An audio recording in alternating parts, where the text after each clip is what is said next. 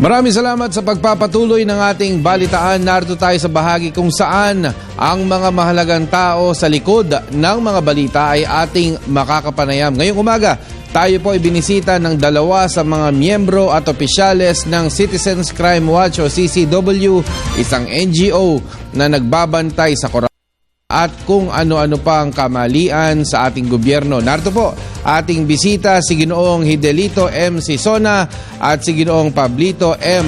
Alcover. Good morning po, Mr. Hidelito M. Sisona. Good morning po. Maraming salamat din. Okay. Good morning po, Mr. Pablito M. Alcover. Good morning. Good morning din at saka sa lahat na nakakapanood sa atin ngayon. Paanong nakakaapekto ang sukatan ay barrel, dito sa atin ay metric tons? Paano po nakakaapekto? Okay.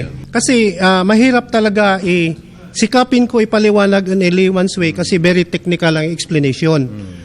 Kasi ang petroleum, katulad ng diesel oil, gasolina, jet fuel, bunker fuel, yung fuel oil, may sariling density yan.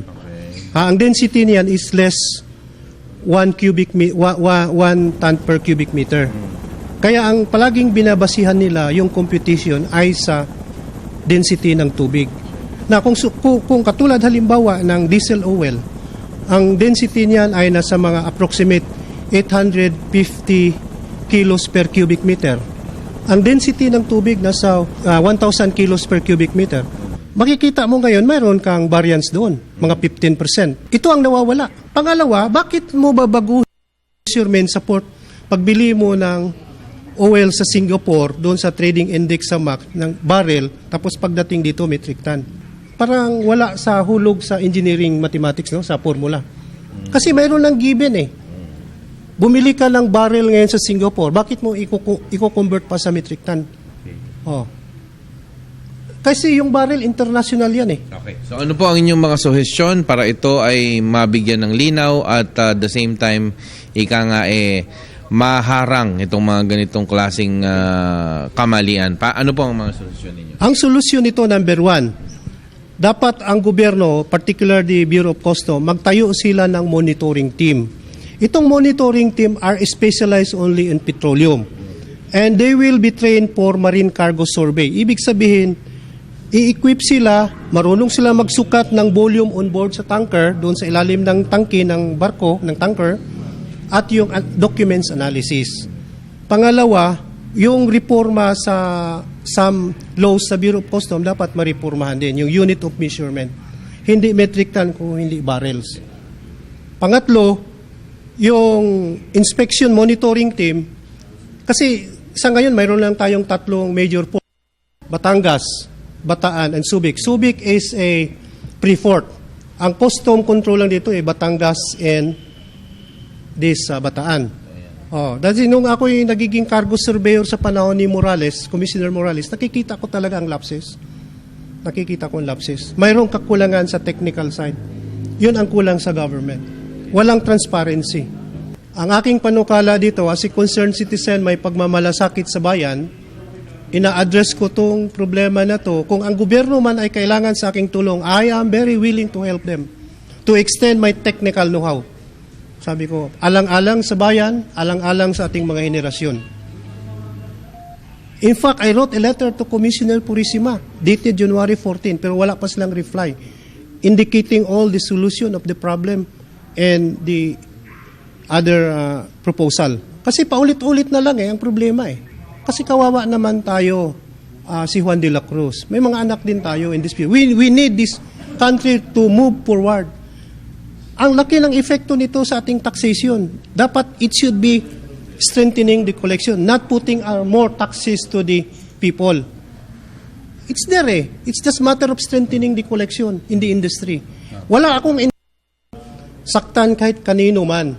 Ang intention ko lang dito, safeguarding on the part of the government. Paano po makakatulong ang mga socio-civic group katulad ng Kabalikat para lalong mapalakas ito? Maybe if really the government is decisive to avail our expertise, we are willing to help them. Train their people, train their custom examiner how to do the computation of oil. And lalo na doon sa unit of measurement and monitoring. So, magiging effective sila sa puerto. Our concern in the local level, sinusuportahan namin yung pagkilos ng ating kapatid na isa ding official din ng Citizens Crime Watch under ni Atty. Malbar Villegas, na itong mga krimen tulad ng ganito, matagal na itong pinag-aaralan dito sa side dun sa ginagawa ni Engineer Sisuna. At ang Citizens Crime Watch sumusuporta dito. Kaya itong aming mungkahi para makatulong sa ating bansa at sa ating gobyerno kung paano tayo babangon, ito'y malaking bagay dahil it's 30 to 40 billion na monthly or taon-taon, yearly na nawawala sa atin. Now, on the part of the Citizens Crime Watch, ito kami handang tumulong sa gobyerno at patuloy kaming tumulong mula nung na-organize ito noong 1992-93 and until now.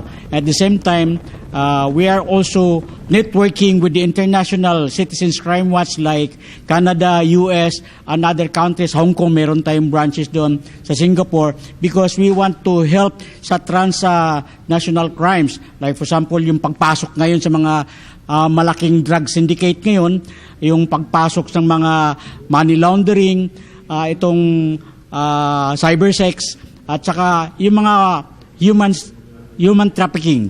Marami pa na ang Citizens Crime Watch ay gumagawa ng paraan locally and internationally para makatulong sa gobyerno, makatulong direkta sa ating bayan at saka sa mamamayan. So ang benepisyo namin dito is that we can have a peaceful kind of society when in fact mami-minimize lang natin yung crime in the community, in the country, and internationally.